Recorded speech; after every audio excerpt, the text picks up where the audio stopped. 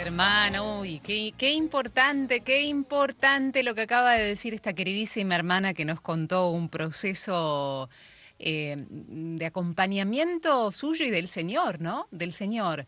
Entregar a nuestro ser querido. Entregar en los brazos de Dios a nuestro ser querido. Te lo entrego porque Dios no quita a nuestro ser querido, no nos lo quita, no se lo lleva, sino que lo recibe en sus brazos. Qué bueno tener esta cosmovisión, ¿no? Cambia, ¿no? Cambia la idea de la muerte de un ser querido cuando uno entrega, Dios recibe. Creo que elaboraríamos diferente nuestros duelos o el encare de nuestros duelos en los primeros pasos si pensásemos en esto, ¿no? En el entregar y Dios recibir, en el amor de ida, de vuelta. De esto hablamos todos los lunes con nuestro queridísimo amigo el Padre Mateo Bautista, a quien le digo, Ave María Purísima, querido Padre, ¿cómo anda? Sin pecado concebida. Muy buenas tardes desde la capital del Perú, querida Vero, querida audiencia, y nos seguimos felicitando porque estamos en la cincuentena pascual. Y una vez que el Señor Cierto. ha resucitado, nuestra vida ha adquirido luz y color y esperanza a pesar de tantas dificultades. Es cierto, querido Padre. Bueno, hoy estamos también contando buenas noticias porque hoy la Iglesia ha corrido esta conmemoración de la fiesta de la Anunciación para el día de la fecha. Así que estamos anunciando lindas noticias, la gente nos está trayendo lindas noticias. Así que le quería preguntar, porque hay buenas noticias de su último viaje a Bolivia. Nos había contado, Padre, que había una campaña muy importante para que un chiquito tenga su terapia intensiva en su casa. Se ha logrado. Y no solamente eso, el padre Mateo ha dado sangre. ¿Por qué ves? Porque la verdad que ya no llego, ya se me perdió la cuenta, ¿no? No sé cuántas veces ha donado sangre el padre Mateo, pero hay buenas noticias que no dejemos pasar por alto esto mismo. Hay que contarlo, querido padre, ¿no? ¿Se logró finalmente la terapia intensiva para nuestro querido amiguito? Claro que sí, porque cuando hay, miren lo que digo, esta comunión del resucitado, el Santo Espíritu mueve los corazones y las voluntades y la solidaridad. Bueno. Efectivamente, esto forma parte en Santa Cruz de la Sierra, Bolivia, del programa de ventilación mecánica a domicilio. Son los pequeños que tienen que vivir porque padecen atrofia muscular espinal con un respirador de por vida. Y para que estos pequeños, también adultos, no pasen toda la vida en una terapia intensiva en el hospital, se les prepara una terapia a domicilio. En este caso, el matrimonio era primerizo, jóvenes, menos de 30 años, y ha habido que ayudarlos también con las instalaciones, con la casita, ¿no? Con los gastos en el hospital y, por supuesto, con todos los equipos, ¿verdad? Respiradora, aspirador, oxígeno, monitores. Pero, gracias a Dios, el pequeño, que en unos días va a cumplir 1 año, ya puede estar en su casa con su familia, y esto es muy importante. El programa de ventilación mecánica a domicilio. Y ojalá que lo tuvieran también todos los países. Y lo otro es que efectivamente también, gracias a Dios, he podido hacer mi donación de sangre número 163. ¡Wow! 163. Siempre, ¿no? Donar sangre, donar vida. Qué bueno que ese ejemplo, querido Padre Mateo, donde muchos en la Argentina hacen esto, donar sangre, donar vida, para que nadie en momentos de dificultad se quede sin este vital elemento que no se puede fabricar. Es de humano a humano. Así que qué bueno que así sea y siempre lo recordemos, querido Padre. Exacto. Y por cierto, ya preparándonos porque el 14 de junio es el Día Mundial del Donante Voluntario de Sangre. Así que apenas en 2 meses. Y precisamente en este año la sede mundial va a ser aquí en el Perú. Así que Dios mediante, ya preparándonos para la donación número 164. También en estos días hemos estado promoviendo un carné que no debe faltar en ningún bolsillo, que es el carné de ¿Cuál donante es? potencial de órganos. Ah, También un tema muy importante. tal cual, querido padre. Bueno, cuántas cosas, ¿no? Buenas noticias, para cada uno de nosotros que podemos adherir, por supuesto que sí, con un corazón abierto. Y lo que queremos hacer también es adherir a la buena noticia de este Jesús que acompaña, que no nos deja solo en medio de nuestros sufrimientos. Por eso nuestros oyentes estuvieron contando las circunstancias y situaciones donde con pequeños gestos o grandes abrazos, el Señor acompañó en medio del dolor, porque esto es una verdad. Jesús nos acompaña, no nos deja solos, sobre todo en momentos complicados de nuestra vida, Padre, ¿no? Y es que la esencia en el trabajo de duelo, siempre recordando, queridas amigas y amigos, cuando hablamos duelo no es el mero sufrimiento, ¿verdad? Es lo que yo trabajo conmigo, lo que cada uno trabaja para sanar una herida muy honda, cicatrizarla desde el amor, la esperanza y el futuro.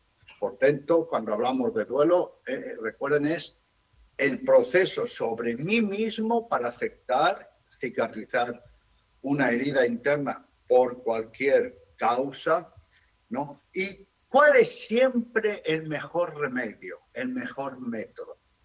El acompañamiento. Hacer un proceso, un camino, un recorrido aislados, no. Solos, no. Por nuestra cuenta, no.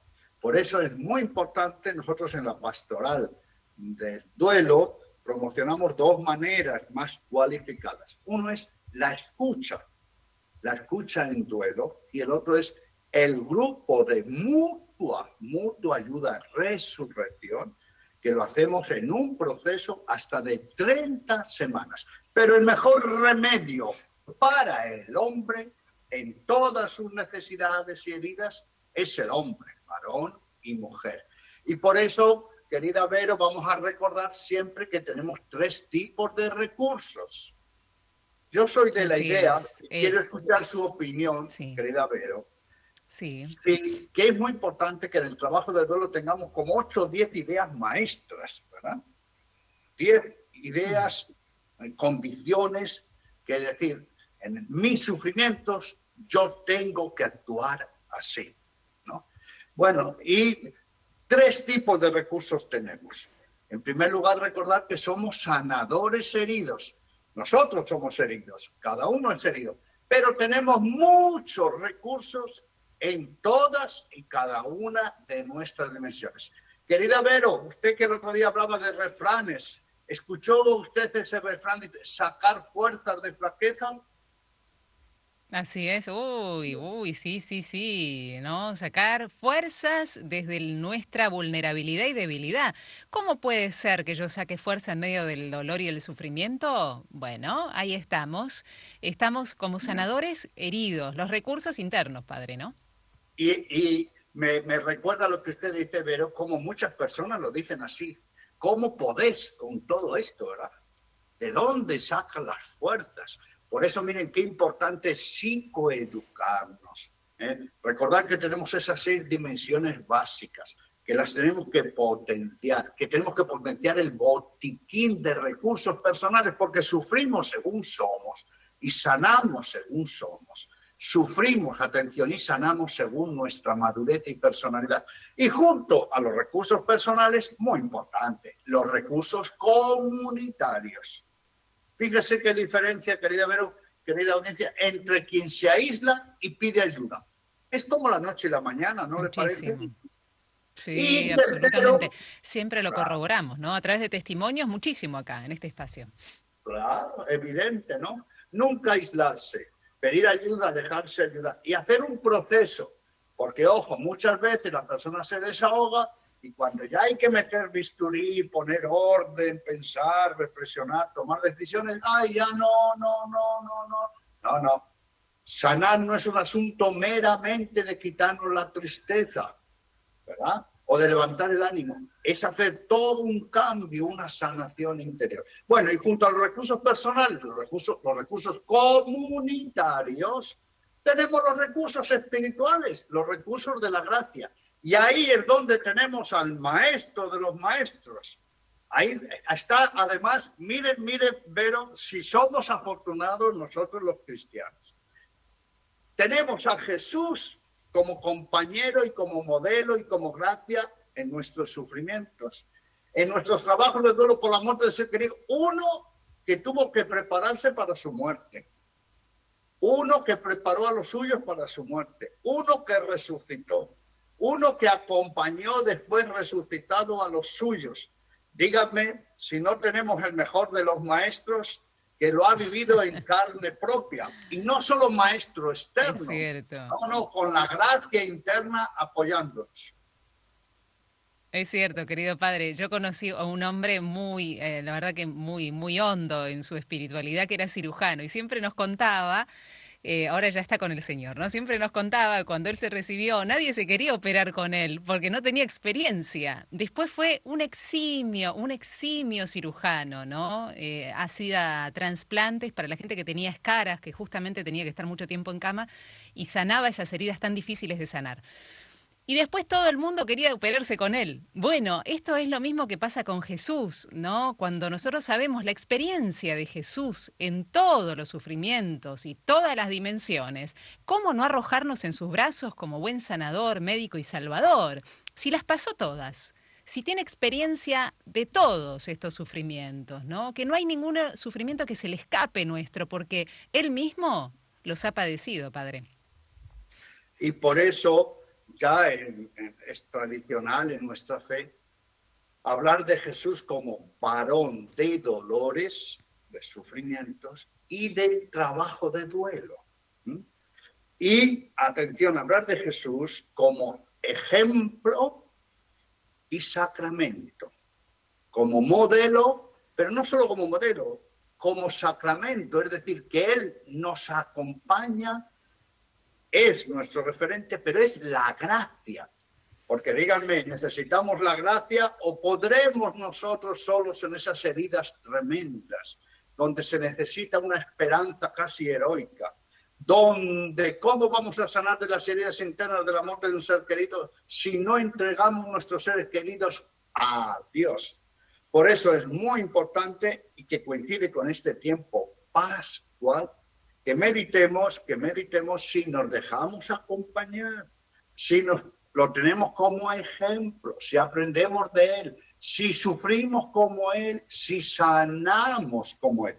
Le cuento, querida Vero y queridas amigas y amigos, que en el proceso del grupo Resurrección, de la Pastoral del Duelo, y ojalá que hubiera con buenos coordinadores en cada parroquia de toda la Argentina, hay un momento en que dejamos unos minutitos de silencio, que le llamamos momento cristológico, y decimos, a ver, ¿qué haría Jesús que sufrió, murió, trabajó su duelo y resucitó?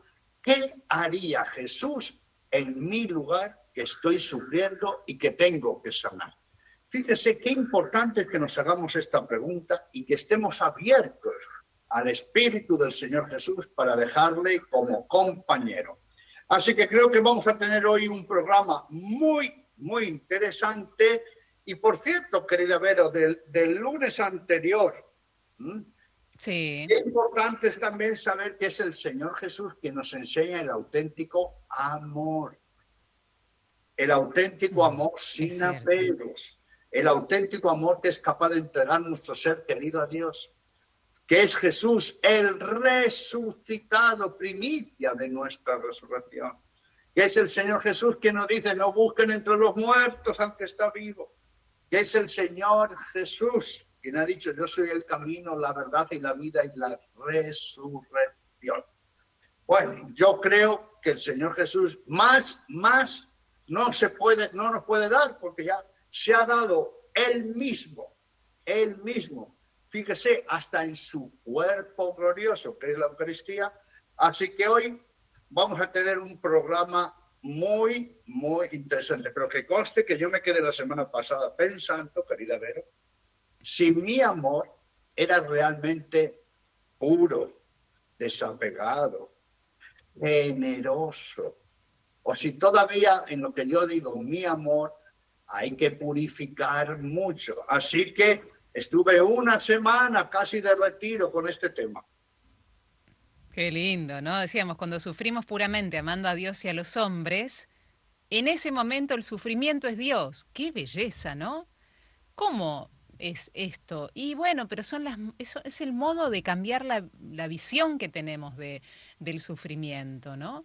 Cuando amamos puramente a Dios y a los hombres, en ese momento nuestro sufrimiento es Dios mismo, es Dios mismo.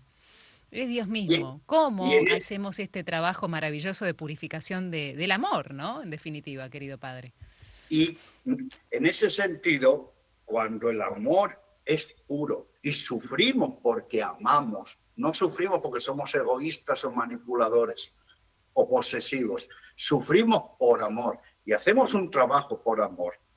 En ese momento es cuando más cerca está el Señor de nosotros.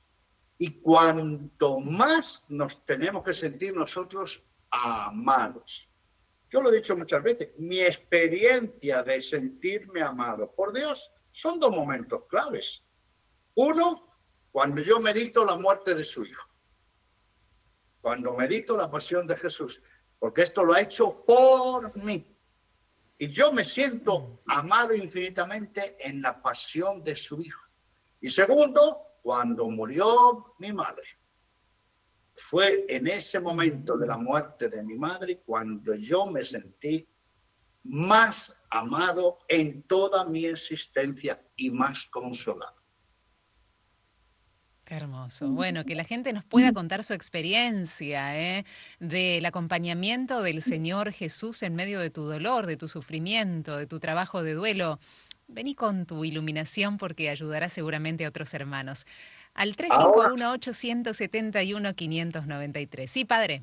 ahora, Vero, quiero hacerle abogado del diablo, si usted me da permiso. Uy, meta. Sí, sí.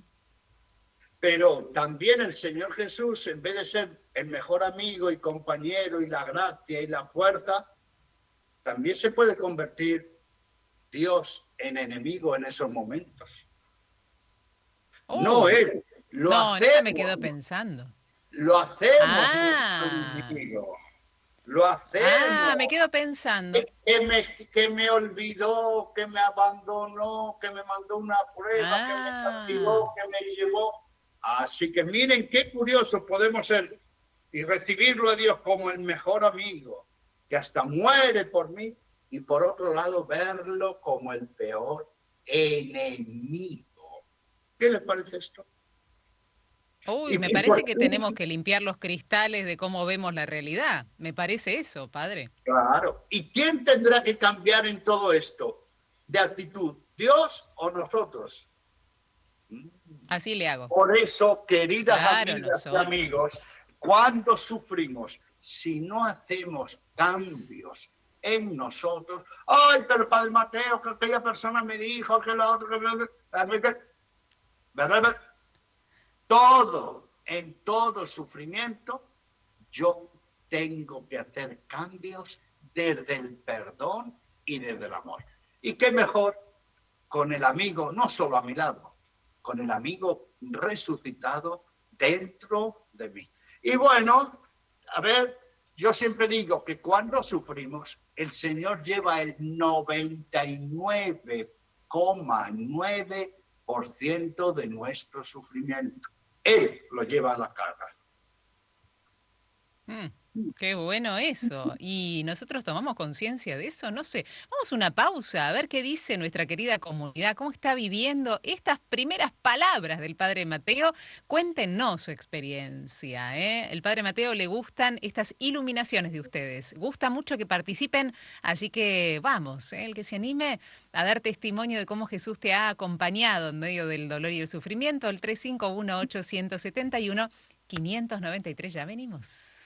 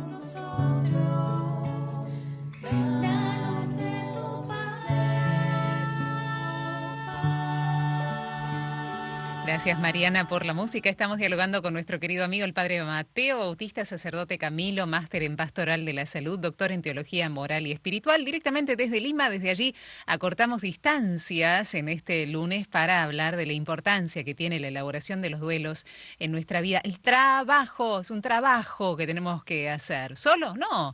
Con los recursos internos, por supuesto, de psicoeducación, de la comunidad y también de la gracia de Dios. Por eso, en este acompañamiento de la gracia de Dios es Jesús mismo quien te acompaña en medio de tu dolor. ¿Qué testimonios tenés al respecto, no? ¿Qué testimonios tenés? Por acá llega un testimonio, dice que pide que no digamos su nombre, querido padre, y nos cuenta esta oyente que fue abusada de chica, de adolescente, pero en un momento dice, ya no pude pilotearla más y me fui al Santísimo a decirle a Dios todo lo que estaba enojada con su voluntad. Se lo dije, le dije todo lo que sentía, todo lo que me dolía, todo lo que me llenaba de odio. Pero él me dio a entender que como yo tenía derecho a decirle todo, él también. Y ahí empezó mi sanación y mi amor a Jesús presente y vivo en el Santísimo Sacramento del altar. Un bello testimonio de esta hermana, a quien le agradecemos mucho esta iluminación, Padre, de este amor, diálogo entre Dios y nosotros, entre este Dios vivo y presente que siempre nos acompaña, ¿no, Padre? Testimonio, como decimos, toda una iluminación. Lo único que me ha dejado con el caramelo en la boca, querida Vero. A ver, ¿por qué? Porque hemos sabido lo que nuestra amiga le dijo a Dios, pero no nos ha contado lo que Dios le dijo a ella. Ah, y sería interesante que complete el mensaje, ¿no? Ah, sería lindo. Claro. Bueno, pero lo importante es que hubo ahí un diálogo, un encuentro. Y miren, eso se hizo en la oración y ante el Santísimo. Dos elementos a tener en cuenta. En primer lugar, cuando sufrimos es fundamental, imprescindible la oración. ¿Por qué? Porque con la oración estamos acompañados. No nos podemos sentir solos aunque no haya nadie. Aunque estemos encerrados en una habitación, no debemos permitir estar encerrados y aprisionados por el sufrimiento. No podemos permitirnos estar aprisionados por la soledad. Y por eso, en cualquier momento y lugar y circunstancias oramos, porque Dios siempre nos está esperando. Miren, cuando rezamos, qué lindo sería que todos escucháramos. Te estaba esperando. Eso es lo que nos dice Dios. Te estaba esperando. ¿Y por qué la oración especialmente en el sufrimiento? Yo acudo a lo que decía un padre del desierto, Evagrio, en torno al siglo IV después de Cristo, que la oración es la mejor manera de aplicar la inteligencia humana. Qué lindo. Ojo con esta expresión, ¿eh? Que orar es aplicar la mejor manera, la inteligencia humana. ¿Por qué? Imagínense con quién hablamos, con quién dialogamos, con quién nos quejamos, con quién despotricamos, con quién nos desahogamos. Imagínense a quién escuchamos, por quién nos dejamos confrontar, ni más ni menos que por Dios mismo. Por eso es muy, muy importante. Y lo segundo, miren, ante el Santísimo, porque el Santísimo es el icono de la resurrección de Cristo. Y la resurrección de Cristo es la patente de nuestra fe. Y ahí está la vida eterna. En la resurrección está la luz, está la alegría, está la paz, está el futuro, está la esperanza. Por eso es muy, muy importante, efectivamente, aplicar los recursos personales, los recursos comunitarios y los recursos de la gracia. Hay un relato, queridas amigas, amigos, querido Vero, que usted le conoce muy bien. donde se aplican estos Sí, dos recursos especialmente. Un relato famosísimo del Evangelio de San Lucas. sí, Ya, sí. Y ya se no vamos, sigo vamos a más. un... No, no siga. Vamos a un par de personas que no la estaban pasando bien, ¿eh? Estaban muy tristes, muy desilusionadas, muy bajoneadas andaban. Y alguien se les aparece para acompañarlas, ¿no? En medio del camino.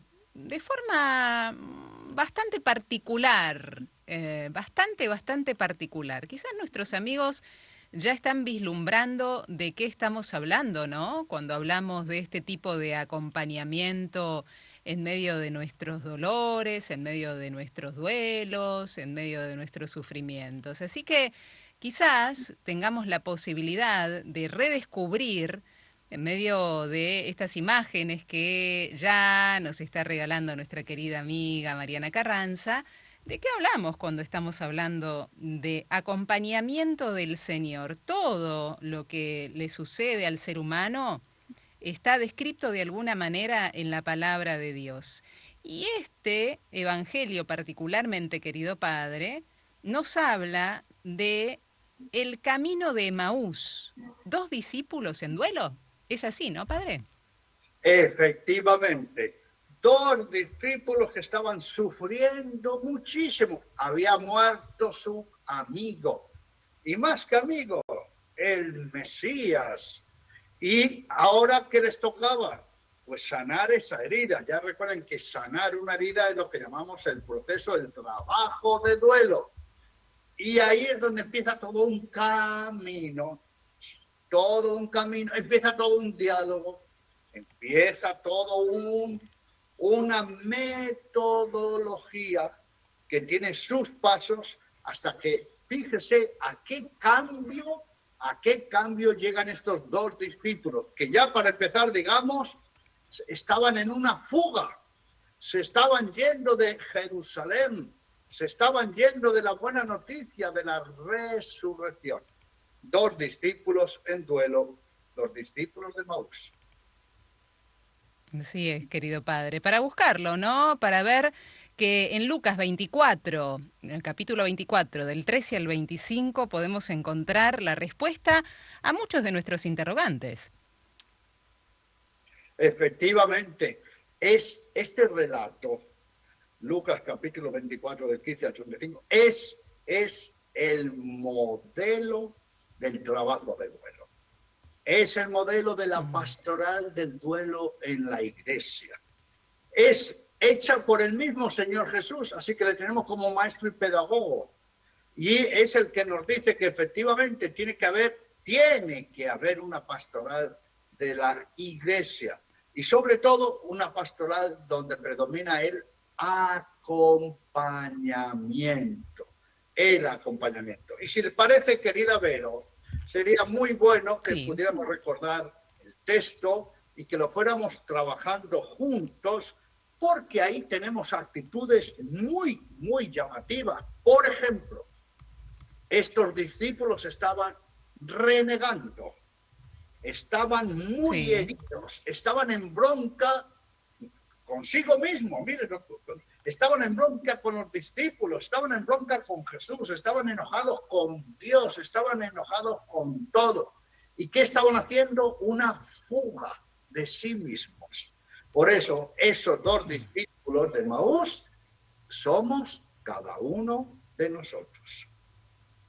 Así es. El Evangelio de Lucas comienza diciendo así: ese mismo día, dos de los discípulos iban a un pequeño pueblo llamado Emaús, situado a unos 10 kilómetros de Jerusalén. Y en el camino hablaban sobre lo que había ocurrido. Y mientras conversaban y discutían, el mismo Jesús se acercó y siguió caminando con ellos. Pero algo impedía que sus ojos lo reconocieran. Él les dijo: ¿qué comentaban por el camino? Ellos se detuvieron con el semblante triste y uno de ellos, llamado Cleofás, le respondió: Tú eres el único forastero en Jerusalén que ignora lo que pasó estos días. ¿Qué cosa? Les preguntó. Ellos respondieron: lo referente a Jesús, el Nazareno, que fue un profeta poderoso en obras, en palabras, delante de Dios y todo el pueblo, y cómo nuestros sumos sacerdotes y nuestros jefes lo entregaron para ser condenado a muerte y lo crucificaron. Nosotros esperábamos que fuese él quienes libraran a Israel, pero a todo esto ya van 3 días que suceden estas cosas y es verdad, algunas mujeres que están con nosotros nos han desconcertado. Ellas fueron de madrugada al sepulcro y al no hallar el cuerpo de Jesús, volvieron diciendo que se les había aparecido unos ángeles, asegurándoles que él está vivo. Algunos de nosotros fueron al sepulcro, encontraron todo como las mujeres habían dicho, pero a él no lo vieron. Jesús les dijo: hombres duros de entendimiento, ¿cómo les cuesta creer todo lo que anunciaron los profetas? ¿No sería necesario que el Mesías soportara esos sufrimientos para entrar en su gloria? Y comenzando por Moisés y continuando en todas las escrituras lo que refería a él, empezó a relatar. Cuando llegaron cerca del pueblo donde iban, Jesús hizo ademán para seguir adelante, pero ellos le insistieron: quédate con nosotros, porque ya es tarde y el día se acaba. Él entró y se quedó con ellos. Y estando a la mesa, tomó el pan, pronunció la bendición, luego lo partió y se los dio. Entonces sus ojos se abrieron y lo reconocieron, pero él había desaparecido de su vista. Y se decían: ¿no ardía acaso nuestro corazón mientras nos hablaba en el camino y nos explicaba las Escrituras? Esto es palabra de Dios. Gloria a ti, Señor Jesús. Un relato magnífico. Y miren, querida Vero, queridas amigas, que todo es caminando, ¿verdad? Todo es caminando. Es verdad, todo el movimiento es. Y en primer lugar, algo llamativo, estos dos discípulos muy cercanos al Señor Jesús, muy cercanos a los 11, habían visto a Jesús, lo habían escuchado, los milagros, les había hablado de su pasión, les había hablado de su resurrección, pero ellos no lo tenían internado. Y esto nos puede pasar también a nosotros. Nosotros decimos, por ejemplo, después de la consagración, cuando el sacerdote, este es el sacramento de nuestra fe. Y nosotros decimos: anunciamos tu muerte, proclamamos tu resurrección. Ven, Señor Jesús. Pero cuando después nos llega el sufrimiento, la muerte de un ser querido, o tenemos que prepararnos para nuestra propia muerte, que todos nos vamos a morir, parece que eso era solo una idea, un dicho, y que no lo hemos hecho carne de nuestra carne. Somos cristianos porque la pasión de Cristo la he hecho mía, porque Cristo ha sufrido por mí. La resurrección de Cristo es mía porque Cristo ha resucitado para mí. Bueno, pues estos dos parece que todo aquello no les servía para nada. Miren que esto nos pasa a nosotros, insisto, nos viene el momento crítico y parece que nos quedamos sin ningún recurso, de ningún tipo, ni recursos comunitarios, ni mentales, no encontramos los valores, nos quedamos sin recursos espirituales, nos quedamos perdidos. ¿Y qué hicieron estos dos? Una fuga. Porque, querida Vero, ayúdeme. Estos dos discípulos, más que caminar, lo que iban era fugándose. Estaban huyendo. Estaban huyendo, claro que sí, claro. No sabían qué iba a pasar tampoco con ellos, además de estar apesadumbrados. Me parece que había una cuota de temor bastante importante, ¿no? Siempre el sufrimiento se caracteriza, recuerden, porque el sufrimiento es mi propia reacción ante una amenaza. Por eso, en todo sufrimiento hay miedo, hay preocupación, hay angustia. ¿Qué va a pasar de mí? ¿Qué va a pasar de mis seres queridos? Fíjese cuántas personas al morir, su gran preocupación en el fondo, ¿cuál es? Los que quedan vivos. ¿No lo ha notado usted, querida Vero, eso? Los que quedan vivos, ¿qué serán de ellos? Y no digamos si hay algún chico, una chica con alguna dificultad o con algún problema de discapacidad, ¿no? Qué importante por eso que le demos paz, seguridad a los que se van a morir. ¿Y por qué siempre hay miedo en el sufrimiento? Porque el miedo nos desconcierta, nos supera, rompe nuestra armonía. Pero estos dos, y este relato es tan emblemático porque ya digo, estos dos somos nosotros. En vez de asumir la realidad, estos la evadían. Incluso, si la hubiesen podido tapar, mejor. Pero hicieron algo malísimo. ¿Cuál fue? Huir. ¿Huir de quién? Primero de ellos mismos. Cuando una persona dice, no, yo estoy bien, no pasa nada, pero por dentro está reventado, ¿qué es lo que está haciendo? Huyendo de sí mismo, negando la realidad. Claro. Pero estos dos, Cleofás y sus compañeros, hicieron algo muy bueno. Le dieron a la sin hueso, querida Vero. A la lengua. A la lengua. Es cierto, es cierto. Entre ellos iban discutiendo, iban azarosos. Sí. ¿Qué nos ha pasado? ¿Cómo ha sido todo esto? No se puede guardar silencio en el sufrimiento. Lo mismo Claro, no hay pues que ahí decir reventamos una por dentro, lágrima. ¿no? El agua estancada que queda ahí, después se pudre. Claro. Cuando tenemos una herida en el cuerpo, ¿qué es lo primero? Pongamos así, que se rompe la piel, se rasga, ha habido sangre, un raspón. ¿Qué es lo primero que hace una mamá cuando el niño viene? ¡Ay, mamita, mamita, que me caí! No, Mamita! lava. Sí, lava la herida, Lavar. hay que lavarla. Y cuando estamos en sufrimiento, ¿qué es lo primero que hay que hacer? Lavar Claro. la herida interior. ¿Y cómo se lava la herida interior? Tenemos un producto de lavandería natural en los ojos, ¿no, querida Vero? En las lágrimas. Lágrimas y palabras. Lágrimas y palabras, sí. Las lágrimas, y muy bien. Y después de las lágrimas, no nos conformemos con las lágrimas, los suspiros, dar palabras, sufrimiento. Esto es lo que están haciendo los dos discípulos de Maús.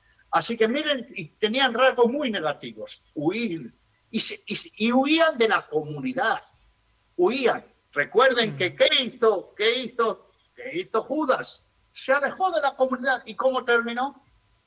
¿Cuál fue la gran diferencia con Pedro? Que Pedro se quedó en la comunidad. Y eso fue con la mirada de Jesús su salvación. Bueno, y estos dos iban discutiendo porque estaban muy enojados. Primero con ellos mismos. Esto es muy importante cuando sufrimos, reconocer que estoy enojado conmigo. Dígame usted, querida Vero, bueno, usted no porque es una santa, pero normalmente cuando alguien se enoja o está mal de mírame, no me toques, ¿no es cierto que en realidad estamos enojados con nosotros mismos? Sí, claro. Es una proyección de lo que tenemos dentro. Claro.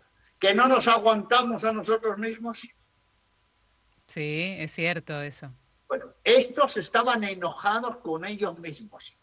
Incluso, mire, estaban resentidos. ¿Cómo nos pudimos fiar de estos discípulos que nos contaron que estaban con Jesús? ¿Cómo nos unimos a ellos? ¿Cómo nos pudimos fiar de este Jesús que terminó como el rosario de la aurora? ¿Cómo nos pudimos fiar de Dios? ¿Cómo pensar que Él era el Mesías que iba a salvar al pueblo de Israel? En el fondo se sentían engañados, decepcionados. Decepcionados, por tanto, con ellos, con los discípulos, con los compañeros, con Jesús, con Dios Padre. Y ante esa decepción y enojo y bronca había algo muy importante, que no entendían nada. ¿Por qué? ¿Por qué sabemos que sufrimos? ¿Por qué sabemos que sufrimos? Porque no entendemos. Recuerden que el sufrimiento por excelencia no es un tema meramente emocional. Es también un tema mental, relacional, valórico, corporal y espiritual en todas dimensiones. Cuando nosotros no entendemos lo que pasa y no nos entendemos a nosotros, es cuando realmente sufrimos. En cambio, y por eso el sufrimiento es un pozo, ¿verdad? Las personas lo dicen así con muy buen acierto, ¿verdad? Por eso para muchas personas el sufrimiento es una oscuridad, es un túnel, porque no hay luz. ¿Y por qué no? ¿Qué luz se está refiriendo a esas personas? La luz mental. Cuando empezamos a entender, empezamos a dejar de sufrir y a sanar nuestras heridas. Por eso, ¿qué hace el Señor Jesús en primer lugar? Bueno, en primer lugar es que salga la pena. ¿Sí? Pero ojo, queridas amigas y amigos, desahogarse no es para que salga la pena y mandarla allí a la Conchinchina o mandársela a los otros. No. Desahogarse es sacar la pena, no fuera de nosotros, sino sacarla a la luz. Atención, usted me dirá si me explico, querida Vero. Desahogarse no es que lo cuento y ¡ay, qué a gusto me he quedado! No es para eso. Desahogar es contar para que yo tenga más claridad de lo que me está pasando y poder entender la realidad y entenderme a mí para dar palabra al sufrimiento y para ver qué tengo que hacer. Es decir, que desahogarse es sacar la pena a la luz, al entendimiento, para hacerme yo responsable. ¿Qué le parece esto, querida Vero? Sí, ojo con esto, ¿eh? Ojo porque a veces se confunde. Viene alguien y te dice, ¿qué te pasa? Y uno puede abrirse con la persona y la persona dice, ay, gracias, me siento ya más aliviado, pero no se fue el sufrimiento ahí, ¿eh? No es que se fue, ya está, la persona nos contó todos sus dramas y problemas y sufrimiento y ya está. No, hay que seguir haciendo muchísimos pasos más. Para ello, los recursos, de nuevo, los recursos internos. También esto tiene que ver con el coraje y la valentía de la persona de seguir abriendo la herida. Porque siempre decimos, padre, que en definitiva para poder sanar hay que abrir, hay que sacar la infección. Para eso se necesita, ¿no? Del coraje, del recurso interno, pero para eso está la comunidad. Cuando nos dolía, cuando éramos chicos, nos caíamos, íbamos a mamá, no nos quedamos solo, oh, estoy sangrando, me sangra toda la rodilla. Recurríamos enseguida a alguien que nos ayude, ¿no? Y por supuesto, de la ayuda de Dios, que es lo que hoy queremos poner de relevancia. Pero nunca quedarse solos y nunca quedarse con el desahogo, porque muchas veces nos ahogamos en esas lágrimas, ¿no, padre? Efectivamente. Y bueno, yo no sé si a usted le pasaba, pero cuando yo me caía o tenía algún dolor, antes de llorar, miraba a ver si había alguien. Claro, estaba la que mamá. nos ayude, Porque si claro. no había nadie y no estaba la mamá, no lloraba. ¿Para qué iba a llorar si nadie me escuchaba? Claro, comunidad, Claro, sí. comunicación y comunión. Mire lo que acabamos de escuchar. Permítame que lo recalque. Quería ver lo que ha dicho. No se trata de desahogarnos para un mero alivio. Dicho, vamos a poner un ejemplo de la herida interna del sufrimiento al dolor corporal. Imagínense que vamos al médico y decimos, doctora, doctor, tengo un golpe aquí en la rodilla y me duele, y le tenemos ahí los 20 minutos. Y una vez que nos hemos desahogado, chao. ¿Y qué va a decir el médico? ¿Pero usted a qué vino? Ay, doctora, Claro, qué chau. desahogarme. ¿Cómo desahogarse? ¿Cómo desahogarse? Para decir que le duele no necesita 20 minutos. ¿Qué es lo que hace falta? A ver, ¿qué tengo que hacer ahora yo con mi dolor en la rodilla? Por eso, Sí. cuando comunicamos nuestro dolor corporal, nuestras heridas internas de cualquier dimensión emocional, mental, relacional, valórica y espiritual, recuerden, las estamos sacando delante de nuestros ojos. La estamos dando luz. Estamos entendiendo lo que pasa y lo que nos pasa. No es sacar la herida para tirarla fuera. Y la segunda de lo que ha dicho, querida Vero, ojo, al principio de nuestra gran herida, lo que nos alivia nos sana, porque si no explotaríamos, Yo muchas veces le digo, mire, si usted no llora, si no habla, si no golpea, si no lo expresa, usted hasta se puede infartar, le va a dar un ACV, un accidente cardiovascular, le va a dar cualquier psicosomatización, porque estamos tan superados que si no somos capaces de llorar y dar palabras, el cuerpo va a reventar por algún sitio, es la psicosomatización. Hay que aliviarse, ¿sí? Y por eso al principio, que uno se desahogue y diga cualquier cosa y burrada, no hay que contradecir a nadie, porque no nos funciona mucho la cabecita en ese momento, normal. Pero con el paso del tiempo, si solo nos quedamos con el mero alivio y no vamos a una sanación, como usted ha dicho, meter bisturí, quedaremos en un sufrimiento permanente. ¿Y por qué necesitamos meter bisturí? Porque el cambio, ¿dónde lo tenemos que hacer? En nosotros. Dicho de otra manera, en estos dos discípulos de Maús, ¿quién tenía que hacer el trabajo de duelo? ¿Jesús o ellos? No, ellos dos. ¿Quién Por tenía supuesto, que ellos dos. cambiar? Yo me quedo con la imagen también volvemos a la imagen tierna de cuando uno se raspaba, la rodilla, porque quedó como una parte del cuerpo en esta tarde. ¿Qué hacía mamá, quizás antes de lavarnos? Hacía así, nos soplaba para aliviarnos. ¿Pero por qué no soplaba? Porque sabía que eso iba a aliviar lo que venía después. Cuando a uno le lavaban la herida, cuando uno, por lo menos a mí me pasaba, uno le lavaba la herida, yo ya estaba, antes de que nos lave, porque lavar duele, duele, que metan la mano con el jabón, aunque sea suave, duele, pero era necesario para sacar toda la mugre de la herida. Y a los discípulos de Maús creo que le habrá pasado lo mismo. Se quedaron con un mero soplido de lo que habían escuchado allí donde venían, de donde habían pasado los acontecimientos, y en vez de animarse a que le laven la herida, chau, se fueron antes del proceso. Poco así, padre. Claro. Por eso cuando yo me caía, prefería que me curara mi mamá que no mi papá. Ah, porque el padre refregaba. Iba al grano.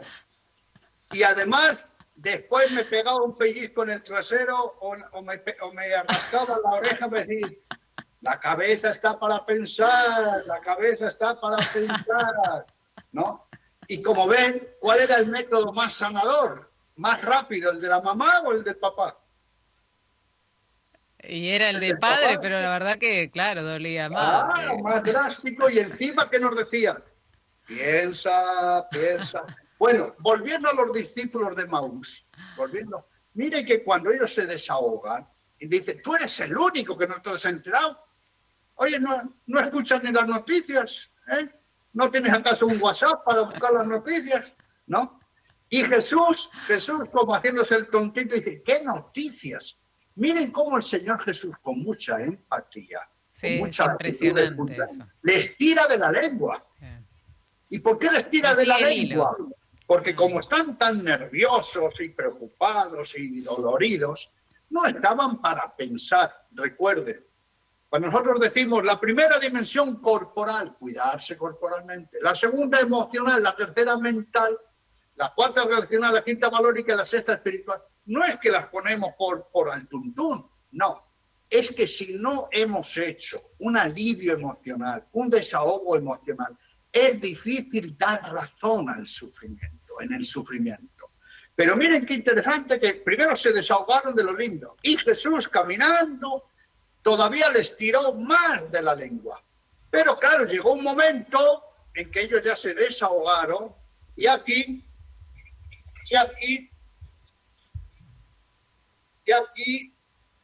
ya hay algo que es muy llamativo. Miren que ellos cuentan todo el proceso de la resurrección del Señor Jesús. Cuentan lo que las mujeres, cuentan que no está el cuerpo, cuentan que han resucitado, pero no les sirve para nada. ¿Por qué? Porque ellos no viven como resucitados. Por eso, miren qué importante es tener la vivencia espiritual incorporada y actualizada, especialmente con la oración. Bueno, y después de que se dejan que se desahoguen, después viene una confrontación empática. Querida Vero, si solo nos desahogamos y no nos ayudan a confrontarnos ¿Creceremos o nos quedaremos con ese soplido, como usted nos ha dicho muy bien? No, nos quedamos ahí nomás y es una lástima, la verdad, que no demos otro paso, porque si no damos el otro paso no podemos sanar completamente. Por eso, en los grupos de mutua ayuda Resurrección, estas 30 semanas de proceso no son un capricho, sino es para completar un ciclo. Hay que completar un ciclo de sanación. No podemos quedarnos por la mitad. Es lo mismo que cuando el médico te manda antibiótico porque tenés una infección. Al segundo día, al tercer día, te sentís súper bien, se te fue la fiebre si la tenías, pero el proceso de sanación está incompleto. Tenés que comerte toda la caja de antibióticos, todo el blister, porque si vos no ingerís esa cantidad descripta y recetada por el médico, la infección vuelve y vuelve peor muchas veces. Así que hay que tener cuidado de quedarse en el medio, padre, ¿no? Y por eso muchas personas asisten con llantos, con desesperación, se desahogan y dicen, y no vuelven más. No, porque esto es muy duro para mí, porque ya me siento mejor. Y después, ¿qué les vamos observando? Y están fatal. Y están fatal en la familia y en el matrimonio. Y tienen una cara de pena, ¿no? Pero ¿qué pasa? Que se acostumbran a su herida. No están piloteando su herida. En realidad han bajado los brazos y su propia herida, que son ellos mismos, es superior a ellos. Recuerden que si el sufrimiento soy yo tengo que hacer un esfuerzo conmigo mismo, porque el sufrimiento no se nos va a ir sin hacer nada. Si no hay cambios en nosotros, no sanaremos. Aquí lo hemos dicho hasta la saciedad, pero en el duelo hay que repetirlo hasta la saciedad, lo que decía nuestro amigo Cicerón, que se le murió la hija. Yo no puedo parar el tiempo, no puedo echarlo para atrás, no puedo evitar que se haya muerto mi hija. Yo sufro. ¿Dónde tengo que hacer cambios? En mi persona. Pero tengo que entender lo que me pasa. Por eso el Señor Jesús no se queda corto, ¿no? Y casi le dice a Cleofás, casi le dice que son dos gallegos, querida Vero, casi se lo dice. Duro, Casi durito, directamente, sí, duro de durito. corazón, duro de entendimiento, sí, sí, absolutamente. Querido padre, tenemos iluminaciones, ¿tiene ganas de escucharlo? ¿Cómo? Tenemos iluminaciones de la comunidad, ¿tiene ganas de escucharlas? Adelante. La escuchamos, adelante, Marian. Buenas tardes, bendiciones. Bueno, todavía me cuesta bastante hablar de este tema, pero creo que a lo mejor le puede servir a otras personas. Con diferencia de 12 días, falleció mi mamá, que estaba un poco enfermita, y de una operación sencilla, como un apéndice, a los 12 días mi hijo. Y realmente no recuerdo muchas cosas de ese periodo, porque obviamente que me sentí devastada, pero bueno, ¿qué me ayudó a mí muchísimo? Bueno, un sacerdote jovencito que estaba en mi parroquia, que fue quien me acompañó, mi hija, mis amigos, la Eucaristía prácticamente diaria, la oración, obviamente también muchas lágrimas, pero bueno, el acompañamiento de todos mis amigos, el sentirme ahogada muchas veces sin, en lugar de tirarme a la cama, salir, salir a tomar aire, a ver mis nietos, a ver que la vida continuaba. Así fue posible que poquito a poco salir adelante. Sigue doliendo, va a doler toda la vida, pero bueno, Dios sabe esto que nosotros desconocemos. Ya hace 3 años y medio de esto. Pero bueno, acá estamos, seguimos en la oración y junto a Dios. Nunca me enojé con Él, nunca.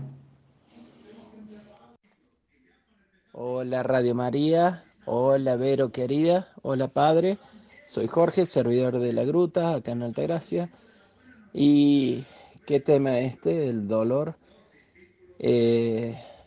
Yo también estuve mucho tiempo enojado con Dios cuando era más joven, porque, y no tan joven tampoco, porque mi vida fue un desastre de chico y me crié prácticamente solo de los 12 años y, y bueno, después se me fueron muriendo uno tras otro durante todo ese tiempo hasta quedar solo y ahí me enojé mal con Dios, ¿no? Y después tuve muchos años que mi vida no tenía sentido, no es vida.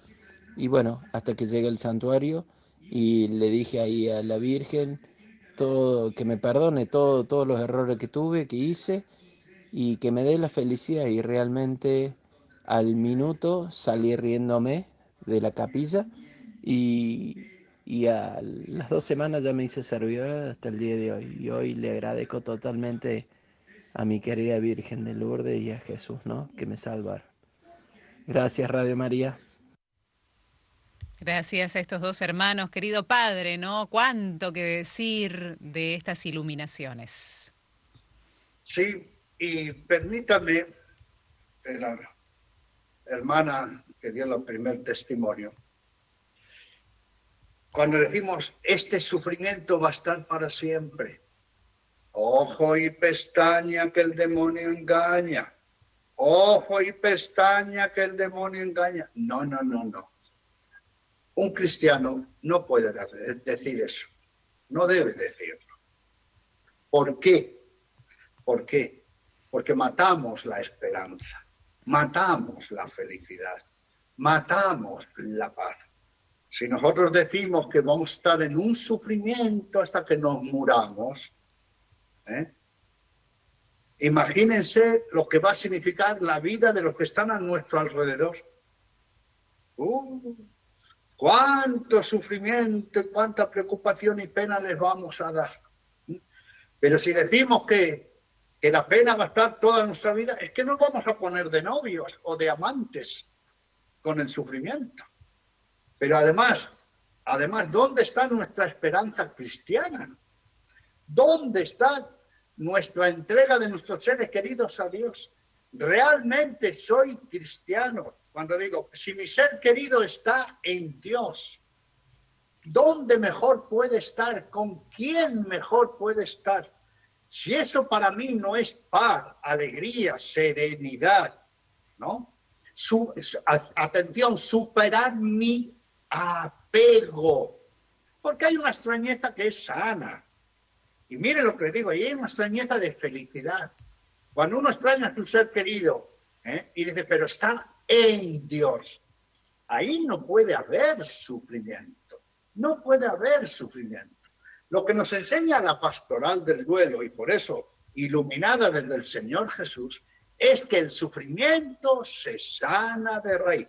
Y hoy que estamos con una fiesta mariana, la Anunciación, y una fiesta cristológica, dígame, querida Vero, la Virgen María se pasó todo el resto de su vida hablando del tormento, del sufrimiento, de la cruz, de la traición, de la negación, de los escupitajos, de la coronación de espinas, del juicio, del encarcelamiento de su hijo. ¿Se pasó toda la vida hablando de eso?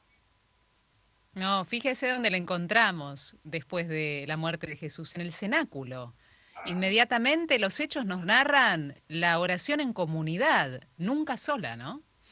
Se pasó todo el resto de su vida hablando de la muerte, de que lo perdí, lo perdí, lo perdí, lo perdí. Claro, no, todo lo contrario. Dar testimonio de un Dios vivo. Se pasó toda la vida renegando y despotricando contra los que enjuiciaron y torturaron y los romanos y asesinaron a Jesús. Se pasó toda la vida con un veneno en su corazón. No. ¿Vivió para un hijo muerto? No. ¿Vivió para el pasado? No. Amó un mero recuerdo de cuando Jesucito allá en Nazaret. No. La Virgen amaba hacia el futuro, hacia arriba. Amaba a su hijo resucitado. Miren qué importante es la resurrección de Cristo para cambiarnos hasta los esquemas mentales, ¿no? Pero estos hermanos hoy nos han dicho algo muy importante, ¿eh? Fíjese la importancia de la comunidad, del acompañamiento, ¿eh? Por eso insistimos nosotros en la pastoral del duelo, que esta es una pastoral, ojo, que no solo la tienen que hacer los sacerdotes, ¿eh? O las religiosas, no, no, no. Todos los laicos y laicas. Por eso nuestros coordinadores de resurrección de la pastoral del duelo son laicos, que han pasado por la muerte de sus hijos, de sus seres queridos, han hecho un trabajo y después no se quedan en casa haciendo la víctima y pobrecito de mí y dando pena. Al revés, se han preparado y están animando y potenciando a otros, como hizo la Virgen María. Miren, encontró una misión apostólica de fortalecer. Por eso el acompañamiento. Bueno, pero volvamos rapidito a los discípulos de Maús. El Señor Jesús les empieza a decir, a confrontar. ¿Y con quién lo puede hacer lo mejor para unos judíos de aquella época de piadosos? La palabra de Dios. Por eso ayúdeme, querida Vero. Es fundamental la palabra de Dios, sobre todo los evangelios, para entender el misterio de la vida, el misterio de la muerte, el misterio de la resurrección, para entender el amor de Dios por nosotros, que muere por nosotros, no nosotros por él. Sin la palabra de Dios sanaremos de raíz, sobre todo en la muerte de los seres queridos, querida Vero. Y vamos a tener un faltante grande si no es así. Así que creo que sería de muchísima utilidad y de riqueza que tomemos la palabra de Dios, sobre todo en momentos de sufrimiento. Y claro, y cuando nosotros miramos la vida de Jesús, la palabra de Dios, y decimos, oye, si Jesús ha sufrido por mí, ha muerto por mí, el Hijo de Dios, y yo ahora voy a venir diciendo que Dios me lo quita. Vamos, es que no tengo 2 gramos de materia gris. Miren que es fundamental. Bueno, y después de que Jesús los ilumina con la palabra de Dios, viene de nuevo, está caminando la dimensión relacional, se están aclarando, se han desahogado, se sienten queridos. Y aprovecho y de nuevo su ayuda, querida Vero. Es fácil hacernos prisioneros de nosotros mismos, de nuestra soledad, y en el sufrimiento creer que no nos quiere nadie, que no importamos a nadie, que el sufrimiento es solo mío. Jesús ahí nos dio una lección, y estos 2 discípulos, de dejarse acompañar y de querer. Realmente es un buen ejemplo. Claro. Por supuesto, porque a veces resulta más fácil hacerse víctima. Eso es una realidad. Queda mucho más fácil y más corto el camino que abrirse a la ayuda de los demás, porque al abrirse queda abierta también la puerta de hacer el camino del trabajo del duelo en forma completa, como decíamos antes, el circuito completo, ¿no? Transitar todas las etapas, el pedido de ayuda y utilizar los 3 recursos, los nuestros, los de la comunidad y los de la gracia. Por supuesto que el camino corto no siempre es el que corresponde, es quizás más fácil, pero no siempre es el que corresponde. En el trabajo de duelo no hay atajos. Por favor, queridas amigas y amigos, copien esta frase. En el trabajo de duelo, que es trabajo de sanación, ocuparme de mí, no hay atajos. Es un proceso, es una metodología. No puedo improvisar, no lo puedo hacer yo solo. Por eso este relato de los de Maús me encanta, porque es un caminar juntos, pensando juntos, orientándose juntos. Y viene algo delicioso. Pero miren que el Señor Jesús actúa muy zorramente, muy vivo el Señor Jesús. Hace como que se quiere ir, como que se va por su camino. ¿Y qué hacen los 2 discípulos? No, quédate, que ya es tarde. No, quédate. Qué importante es que el que sufre sepa abrir su vida, sus sufrimientos. Que el que sufre sepa dar hospitalidad a los demás para dejarse acompañar.